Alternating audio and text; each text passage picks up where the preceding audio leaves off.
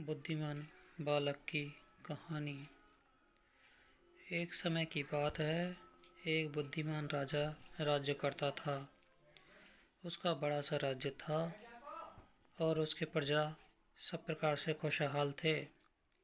राजा को अपने उत्तराधिकारी की तलाश थी। राजा के पास 3 पुत्र थे। उनमें से किसी एक को ही राज्य की गद्दी पर बैठना था। राजा ने एक पुरानी परंपरा को तोड़ने का निर्णय लिया। राजा ने अपने तीनों पुत्रों में से सबसे बुद्धिमान पुत्र को राजा बनाना चाहता था।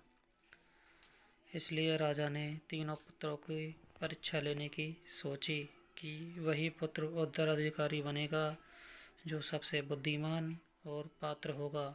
ऐसा करते हुए राजा ने तीनों पुत्रों को अलग अलग दिशाओं में भेज दिया और हर एक को सोने का सिक्का देते हुए कहा कि वे उस सिक्के से ऐसी चीज़ खरीदें जो पुराने महल को भर दे।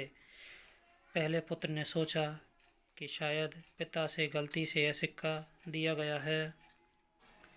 थोड़े से पैसे से कौन सी चीज़ महल को भर सकती है, इसलिए उसने एक मैखाने में जाकर सारा पैसा खर्च कर दिया।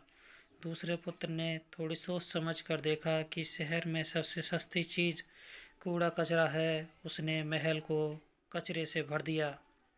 तीसरे पुत्र ने 2 दिन तक ध्यान से सोचा कि पिता की उम्मीद पूरी कैसे हो सकती है। उसने मोमबत्तियाँ और लोबान की बत्तियों को खरीदकर महल को रोशनी और सुगंध से भर दिया।